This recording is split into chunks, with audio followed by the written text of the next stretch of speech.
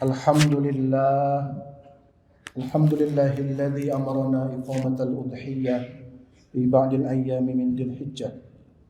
أشهد أن لا إله إلا الله وحده لا شريك له، وأشهد أن سيدنا محمدا عبده ورسوله الذي لا نبي بعده.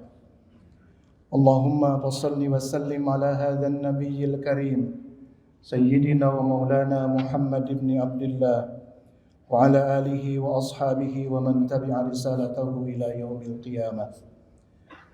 فيا أهل الجمعة اتقوا الله واتقوا الله ثم اتقوا الله، فإن الجنة أعدت لمن دام قلبه بذكر الله. قال الله تعالى في بعض آياته الكريمة: أعوذ بالله من الشيطان الرجيم، بسم الله الرحمن الرحيم. لن ينال الله لحومها ولا دماؤها ولكن يناله التقوى منكم. Al-ayah, sadaqallahul azim. Hadirin jamaah Jumat yang dimuliakan Allah Subhanahu wa taala. Ibadah kurban yang telah kita laksanakan sehari yang lalu sampai tanggal 13 Zulhijjah. Jika kita resapi, kita renungi, ada beberapa pesan besar bagi kita semua di balik perintah kurban yang dalam kaidah usul fikih atau tradisi ilmu usul fikih, ibadah kurban disebut dengan syar'un man qablana, syariat nabi-nabi sebelum Nabi Muhammad sallallahu alaihi wasallam. Artinya ibadah kurban tidak hanya diperintahkan pada masa Nabi Muhammad, bahkan sejak Nabi Adam alaihi salam Allah sudah memerintahkan untuk mengeluarkan kurban kepada kedua anak Nabi Adam alaihi salam. Jamaah Jumat yang dimuliakan Allah Subhanahu wa taala, kita bisa temukan dalam ayat-ayat Al-Qur'an fakta sejarah bahwa Allah memerintahkan kurban di masa Nabi Adam alaihi salam. Allah Subhanahu wa taala berfirman, A'udzu billahi minasyaitonir rajim. Watlu 'alaihim naba'a ibnai Adam bil haqqi idh qarraba qurbanan fatuqabbala min ahadihima wa lam yutaqabbal min al-akhar.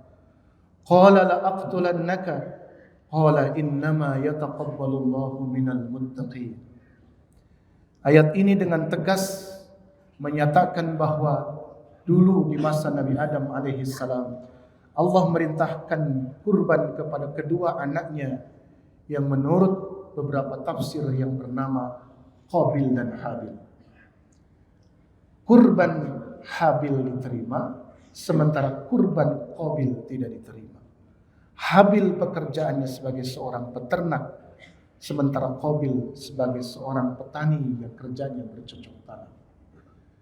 Habil mengeluarkan kurban dengan domba terbaik dari seluruh ternak yang dia miliki, sementara Qabil mengeluarkan hasil pertaniannya dengan kualitas yang biasa-biasa saja. Jamaah Jumat yang dimuliakan Allah, kemudian kurban juga ada di masa Nabi Ibrahim alaihi salam.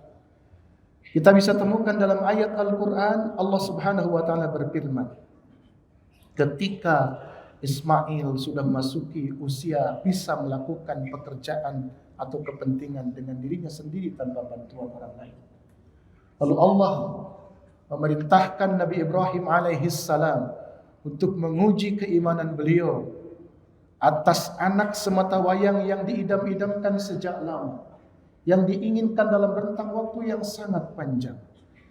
Dalam Al-Quran Allah menyebutkan, A'udzu billahi minasyaitonir rajim. Falamma balagha ma'ahu as-sa'ya qala ya bunayya inni ara fil manami anni adbahuka fandur madza tara qala ya abati if'al ma tu'mar satajiduni insyaallahu minas sabirin. Nabi Ibrahim menyampaikan perintah Allah yang didapatkannya dari mimpinya, disampaikan dengan cara komunikasi yang sangat baik kepada anaknya Ismail. Ya bunayya, inni ara fil manami anni adbahuka. Wahai anandaku tercinta, ayahanda mimpi diperintahkan Allah untuk menyembelihmu. Fandur madza tara, maka bagaimanakah pendapatmu wahai anandaku? Apa respon Ismail? Qala ya abati if'al ma tu'mar satajiduni insyaallahu minas sabirin. Wahai ayahandaku, laksanakan apa yang diperintahkan Allah kepadamu. Satajiduni insyaallahu minas sabirin. Kau akan mendapatiku insyaallah termasuk orang-orang yang sabar. Jemaah yang dimuliakan Allah, fakta historis hingga hari ini di masa Nabi Muhammad sallallahu alaihi wasallam, dalam surah yang sering kita baca, Allah berfirman, a'udzubillahi minasyaitonir rajim. Inna a'tainakal kautsar fashalli li rabbika wanhar inna syani'aka huwal abtar. Ini adalah kenyataan sejarah, fakta sejarah bahwa ibadah kurban telah dilaksanakan oleh Nabi dan Rasul sebelum Nabi Muhammad sallallahu alaihi wasallam. Hingga hari ini, sejak kemarin sampai tanggal 13 kita melaksanakan ibadah kurban. Jamaah-jamaah yang dimuliakan Allah, di dalam ibadah kurban juga selain aspek tarikhiyah, aspek historisitas pelaksanaan syariat, kita akan mempelajari aspek i'tiqadiyah, aspek keyakinan kita semua. Betapa korban yang dikeluarkan oleh kita semua, oleh kedua anak Nabi Adam, yang dilakukan oleh Nabi Ibrahim alaihissalam, itu sangat berhubungan dengan tingkat keyakinan kita masing-masing. Kenapa Allah menerima kurbannya Habil sementara tidak menerima kurbannya Qabil? Karena berdasarkan tafsir yang kita baca, ketika Habil mendapatkan perintah dari ayahnya Adam alaihissalam, dia langsung menyambut perintah itu dengan sangat baik responnya. Baiklah, ya Allah, semua ternak yang hamba miliki adalah titipan darimu. Ketika engkau meminta sebagiannya dariku, jangankan sebagian, seluruhnya pun akan aku berikan karena ini adalah titipan dariku. Kenapa Qabil tidak diterima kurbannya? Karena Qabil ketika menerima perintah berkurban dari ayahnya, dia mengatakan, seluruh apa yang aku tanam ini adalah hasil pekerjaanku, adalah hasil keringatku, jerih payahku, maka sekedarnya saja aku keluarkan dari apa yang kumiliki, dari semua aset cocok tanamku. Kenapa Habil merespon dengan baik? Karena yakin bahwa semuanya milik Allah. Kenapa Qabil responnya jelek? Karena dia memiliki, punya rasa memiliki atas apa yang ada dalam genggamannya, dalam kepemilikannya. Jadi kurban sesungguhnya adalah melepaskan rasa kepemilikan. Kenapa Nabi Ibrahim, padahal anak yang diidam-idamkan sejak lama, dalam waktu yang sangat panjang, tapi mau melaksanakan perintah Allah karena mampu menanggalkan rasa kepemilikannya terhadap Ismail anak sematawayangnya. Jemaah yang dimuliakan Allah, ini soal pelajaran keyakinan kita semua. Ismail bagi kita hari ini boleh jadi jabatan kita semua. Ismail bagi kita hari ini boleh jadi adalah harta kekayaan kita semua. Ismail hari ini adalah boleh jadi penampilan fisik kita semua. Ismail hari ini boleh jadi adalah sesuatu yang membanggakan kita semua. Maka ketika Allah meminta, lepaskan. Ketika Allah menuntut untuk dikeluarkan sebagiannya dari kita, keluarkan. Karena itu adalah milik Allah Subhanahu wa taala. Jamaah yang dimuliakan Allah.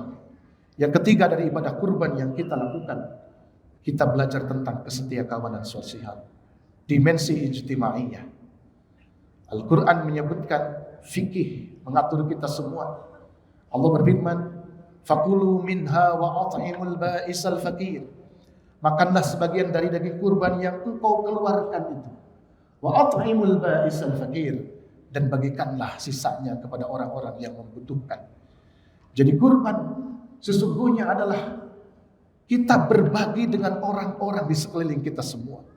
Boleh jadi yang setiap hari kita merasakan nikmatnya mengkonsumsi daging.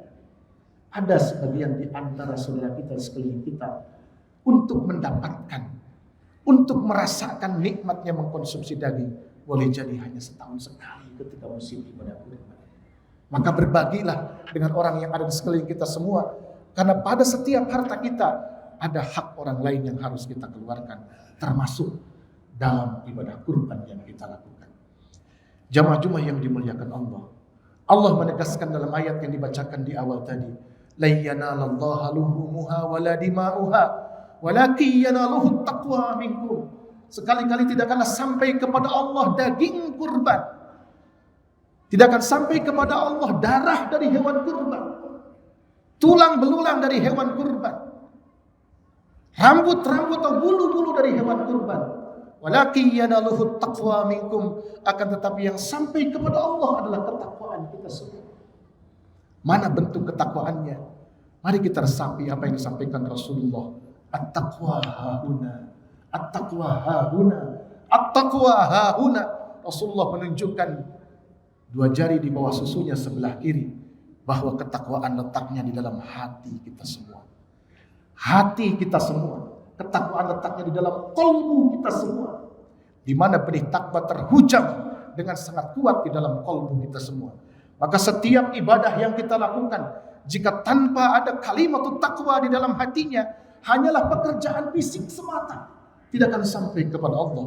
Tetapi kalau diiringi dengan kalimat takwa yang terus berdenyut di dalam jantungnya, di dalam kolbunya, di dalam hatinya, boleh jadi ibadah yang nampaknya seperti pekerjaan biasa, pekerjaan-pekerjaan duniawi semata, tetapi bisa naik kepada Allah menjadi ibadah karena ada ketakwaan di dalam qalbunya.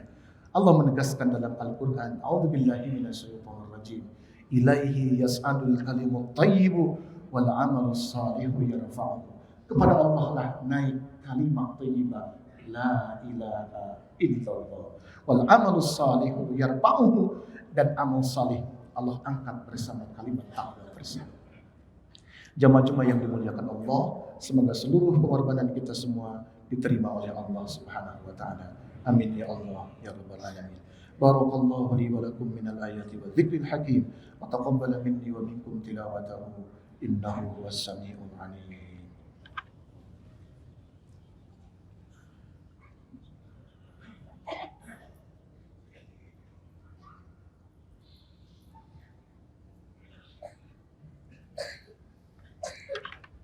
Alhamdulillahi rabbil alamin, wal aqibatu lil muttaqin, wala udwana illa 'alal zalimin.